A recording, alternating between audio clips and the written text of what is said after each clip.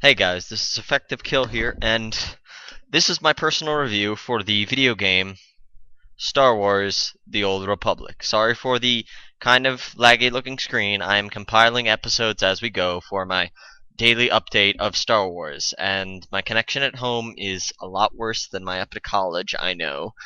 To transfer the HD videos that I get up, because I've been able to figure out how to kill the lag completely. If you want better viewing on your game, turn everything to high if your computer can handle it, and put shadows to low.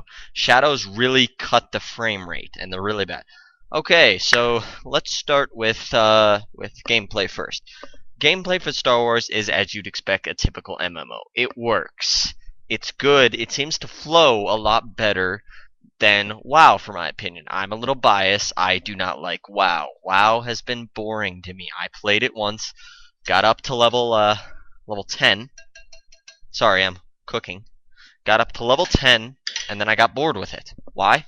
It was just a boring game. I saw no reason to get past level 10. Star Wars, on the other hand, gives you plenty of reasons. Each class, which is basically on the Empire side, you got the Sith Warrior, who's a heavy hitter, who's basically the aggression based. Very little force used. You got the Inquisitor, who uses force heavily, but's not really that good at being a hand-to-hand or close-hand fighter. They're more probably your mage. You got your Imperial Agent. They're the long-range damage dealers. They can switch into two classes, Sniper and the other one, which I can't remember. And finally, there's Bounty Hunter for the Empire side. And Bounty Hunter is basically a pretty versatile class. If you want to play that, if you want to be versatile, I've seen medics, I've seen regulars. But getting off a hand. Now getting into the Republic side, we've got the Jedi Warrior, exact same as the Sith Warrior, or the Jedi Knight, I mean. I don't know why it says you're a knight when you start the game as a Padawan, but then you got the Jedi Consular, which is in a sense your mage, your healer, that type of thing. You can go to assassin or healing. Then you got your Trooper, which is basically the Imperial Agent, but heavier with guns. And then you have your Smuggler, the basic Republic equivalent of the Bounty Hunter. Now, once you get to level 10, you can change your class into two preferences. Like, for example, the Sith, as I know, Sith Warrior can go into two classes. One, you could go to Juggernaut. You wield one lightsaber and you're a tank. You can use magic and other things. You're more of getting more power to that. Or, like I did, I want the Marauder path. Two lightsabers, less focus on force, more focus on getting a lot of damage over per second. I have a lot of good abilities so far, about 3 so far for the Marauder, that does you do 65 damage, but you do 110 damage over 6 seconds, or something like that. Now the gameplay is solid enough. I'd recommend this game for various other things, but let's get into another step.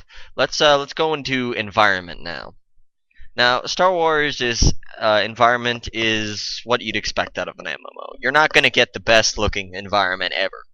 They kind of got to lower it down so that everyone can play it. And I like that about this. It's not going heavily high that only the ones with the best computer could play it.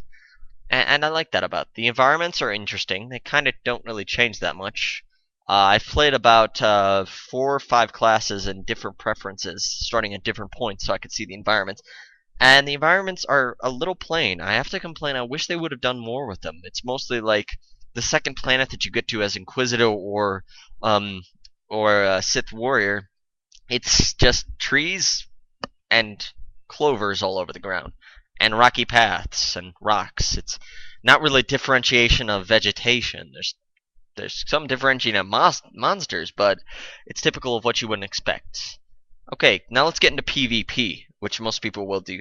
PvP seems to be set up a lot differently. I haven't actually been able to play PvP. I've been trying to play through 4 classes. I've been trying to play through Jedi Warrior, Bounty Hunter, Imperial Agent, and a Sith Warrior. And now I'm starting Inquisitor that I started a couple while ago and got up to level 3 of that. And PvP seems to be set up into Warzone types areas. As in, you're not going to get attacked when you're a level 1 by a fucking level 60 camper. It's not like WoW where you could be at risk because a large guild of douchebags are guarding outside your city.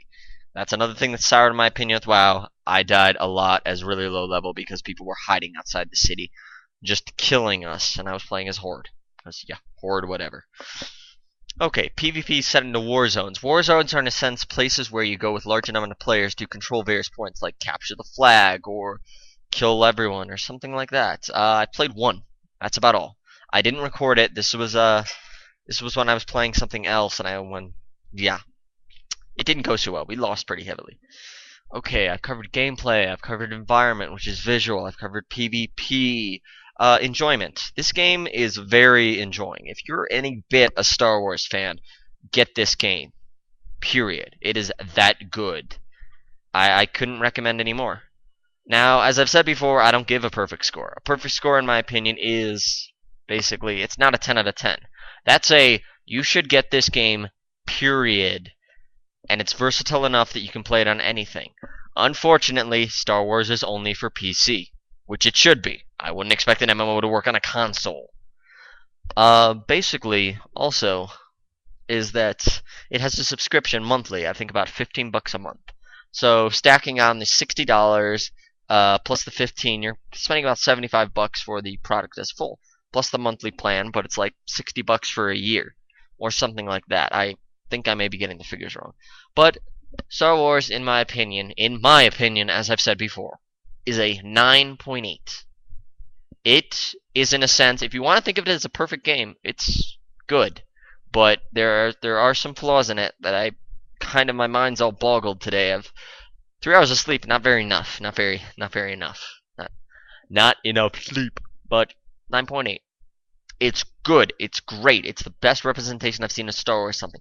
It could be the MMO that kills WoW. WoW is already losing power. It could be the one of the nails in the coffin of WoW, because WoW is typically the same stuff. Separately with voice acting. Let me get into that. Voice acting is amazing. It sounds like the guys are actually there chastising you, and the three options that you get are Mass Effect thing. You can also go dark side or light side. You can be an evil Jedi. You could be a good Sith. It doesn't matter. You can go either side. The companions are also great. I'm forgetting stuff. Companions are great. They basically have various actions. You can have them sell trash, or they can learn 3 professions that gets you stuff. Like I have mine doing diplomacy, which basically gets me the increase in dark side points, or it can get you increase in light. Treasure hunting, which gets you basically artifacts and stuff. I haven't been able to make stuff out of it yet. And archaeology. Mostly I chose that because it's her preferences. Whenever you get a companion, read that little scroll that tells about her. Tell her what she likes and what she doesn't like in conversations. And what she likes to receive, what she doesn't like to receive, and what her preferences are. Like she says, mine had +5 in archaeology and +5 in treasure hunting. So, final score, 9.8. Hopefully you guys enjoyed this. Pick up the game. Check out my playthrough of my path to Emperor. I don't know exactly if you can become Emperor, but wouldn't that be cool? You see the server that I'm playing on, join in. I'm playing Dark Side, I'm playing a Sith Marauder. And see you guys later.